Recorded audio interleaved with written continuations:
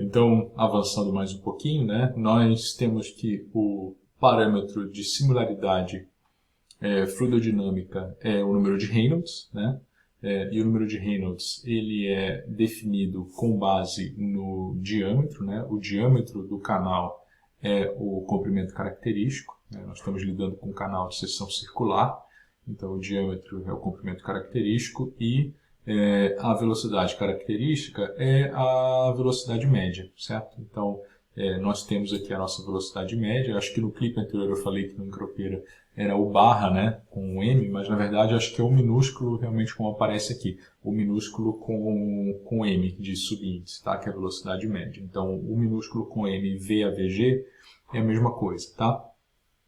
E essa velocidade média nada mais é do que a vazão dividido pela massa específica pela área, certo? Tá?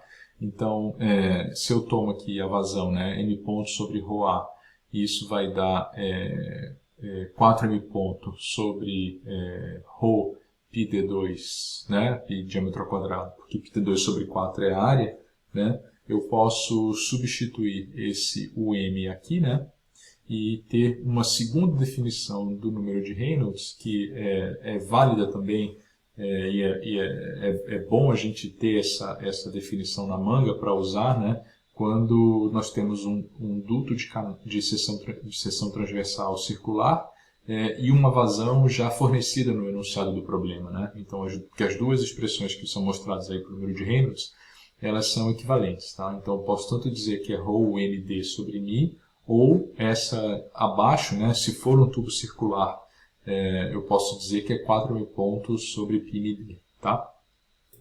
E aí nós temos aqui esse desenho aqui mostrando a velocidade média, né, e o perfil de velocidade, certo? Então, só para lembrar aqui, né, a integral sob essa curva aqui com o perfil de velocidades, né, parabólico aqui no desenho, por exemplo, ela é igual à área sobre essa curva aqui do M, tá? Elas são equivalentes, tá bem?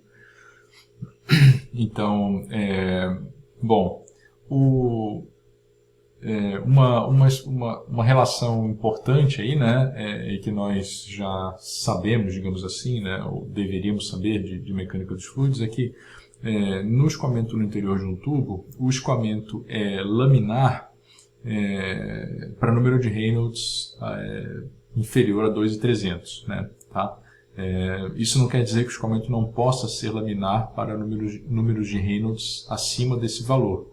Ele pode ser laminar, porém é cada vez mais difícil atenuar perturbações que, quando impostas ou que quando surjam no próprio escoamento, é possível atenuá-las para que elas não gerem turbulência, certo? No escoamento laminar, com o número de Reynolds abaixo de 2.300, essas perturbações elas são sempre atenuadas, né? Enquanto que quando o número de Reynolds aumenta, essas perturbações elas geram turbulência, né? Elas podem gerar turbulência, tá? Tanto que do ponto de vista prático, né, em situações de aplicação prática, é praticamente impossível manter o escoamento laminar a números de Reynolds acima de 4.000. E aí toma-se que para em situações, digamos assim, de aplicação real, se o número de Reynolds for superior a 4.000, com certeza o escoamento vai ser turbulento, tá? E, portanto, se um escoamento for laminar, o comprimento da região de desenvolvimento hidrodinâmico do escoamento, ele é dado por essa expressão aqui, ou seja, x subíndice CD, V, ou seja, x, para se ter o escoamento completamente desenvolvido do perfil de velocidades, né, dividido pelo diâmetro do tubo para dimensionalizar, que é exatamente essa distância aqui, ele é 5% do número de Reynolds, tá? Então, se o escoamento for laminar, o número de Reynolds for inferior a 2.300. Se o escoamento for turbulento, com o número de Reynolds aproximadamente maior que 4.000, né, acima de 4.000, esse comprimento necessário para desenvolver o escoamento é cerca de 10 diâmetros, tá? Independente do número de Reynolds, tá bom? É claro que essas são observações empíricas, né, comprovadas, mas são regras, né, que a gente usa para classificar os escoamentos, tá? Tudo isso é comprovado, né, mas são regras que a gente usa para fazer essa categorização, tá? E a partir de agora, o que a gente vai fazer é aplicar balanços de forças, né? Aplicar o princípio da conservação da quantidade de movimento em um elemento de fluido, né? Um elemento de um volume de controle, no escoamento laminar plenamente desenvolvido, ou seja, naquela região em que a coordenada x é maior do que o x CD de V. Tá? E esse escoamento nós estamos assumindo que ele é laminar e plenamente desenvolvido também com propriedades constantes. Tá? Então, o slide é um pouco cheio, né? Mas eu vou com calma aqui, tá? Então, aqui nós temos o nosso sistema de coordenadas, Rx, o raio é R, né? O perfil de velocidades, ele é plenamente desenvolvido, aqui está a nossa velocidade máxima, né? E o nosso volume de controle, ele é um elemento anular, certo? Ele é um anel, tá? Então, ele tem comprimento dx, né? E ele tem um raio qualquer aqui, né? Até essa primeira face, e essa espessura aqui do anel, ela é dr, certo? Tá? Então, só para frisar aqui a questão das áreas, né? A área da seção transversal desse anel é 2πr/dE, certo? Ou seja, essa área de face aqui, a área que o escoamento vindo nessa direção da esquerda para a direita enxerga, né? Esse anel aqui, ele tem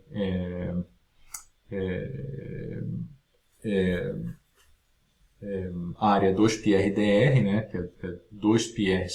Se eu pego aquele anel e eu planifico aquele elemento anular, né? Ele vai ter 2πr de base e dr de altura, certo? Vai ser uma figura geométrica ali, né? Um retângulo de base 2πr e altura dr, certo? E a área de revolução, né? A área de revolução aqui, ela é 2πr também, né? 2πr também, porque digamos, a base desse retângulo, né? Vezes o dx, tá? Vezes o dx que nós temos ali, tá bom? Então, na região de escoamento plenamente desenvolvido, né? Se eu for aplicar o balanço de quantidade de movimento, esse balanço de quantidade de movimento, a gente lembrando lá do capítulo 1, ele é basicamente somatório de forças é igual à variação da quantidade de movimento, certo? Variação da quantidade de movimento para um fluido, né, equivale a não a m vezes aceleração, né, mas equivale a m ponto vezes du, variação de velocidade, m ponto delta u, certo? Então, como nessa região de escoamento desenvolvido o perfil de velocidades não muda mais, né? Esse lado direito da equação, que é somatório de forças igual a m ponto du, ele vai ser igual a zero, porque o du é igual a zero, certo? Então, na região de escoamento plenamente desenvolvido, né, o somatório de forças se resume a o balanço de quantidade de movimento, perdão, se resume a somatório de forças igual a zero, né? E que forças são essas? E que forças são essas, né? Se a gente não tem força gravitacional aqui, imaginando que o tubo é horizontal, essas forças vão ser somente as forças de superfície, que são divididas em forças normais e forças tangenciais, certo? Tá? Então, o que nós temos aqui nesse desenho aqui, né, que mostra em detalhe as forças atuando nesse ramo aqui do nosso volume de controle, nós temos as forças normais, que são forças de pressão, a pressão atuando normal, a superfície aqui em X, e atuando normal, sempre no sentido de comprimir a superfície aqui em X mais dx, e as forças de cisalhamento, né, as forças tangenciais, em que nós temos um tal R aqui nessa face inferior e um tal R mais dr na face superior. Notem o sentido oposto aqui também pelo seguinte, né? Essas setinhas elas representam as forças que o fluido adjacente está exercendo sobre a face do volume de controle.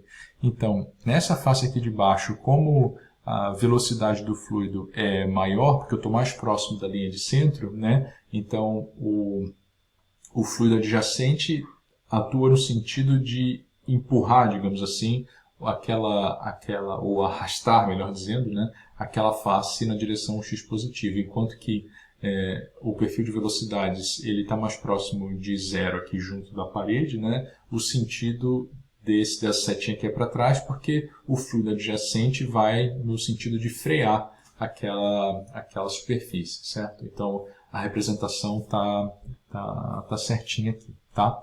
Então o balanço de força nos dá o seguinte, né? Nos dá a área da seção transversal vezes P de x, no sentido x positivo, menos a área da seção transversal do elemento de volume vezes P em x mais dx, está atuando no sentido oposto. Aqui a área em R multiplicando um tal em R, no sentido positivo, que é esse cara aqui, e menos a área em R mais dr, multiplicando tal em R mais dr, porque o sentido é negativo, está apontando para cá. E tudo isso é igual a zero, certo? Tá? Então, aqui substituindo os valores das áreas, né, na expressão. Né? Então, nós temos 2πrdr vezes P em x, menos 2πrdr vezes P em x mais ΔX, e aqui as tensões cisalhantes com as suas respectivas áreas. 2πr dx em tal e 2πr dx em tal em R, né? Em tal em R mais dr, certo? Então, se nós dividirmos por 2π dr dx, o que nós temos é essa relação aqui, certo? O R fica aqui, né? Então, eu fico com P em x mais dx menos P de x. Isso aqui vai dar um dp dx, certo? É um ΔP sobre ΔX. E aqui nós temos um R vezes tal em R mais dr, menos um R vezes tal em R. Por que o R não cancelou aqui, digamos assim, né? Ou por que ele permaneceu junto aqui do tal? Porque em R mais dr eu tenho um R, né? E em R eu tenho um R que é menor, certo? Então ele permanece ali, tá?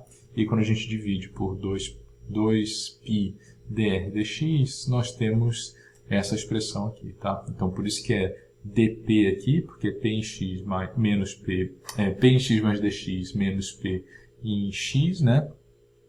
E aqui, na verdade, a diferença não é de tal, né? Mas sim de R tal, porque, de novo, eu tenho um R que é maior em R mais dr, né?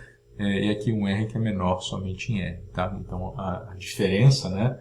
O delta é de R tal, tá? Não só de tal, porque o R está variando ali também, tá bom?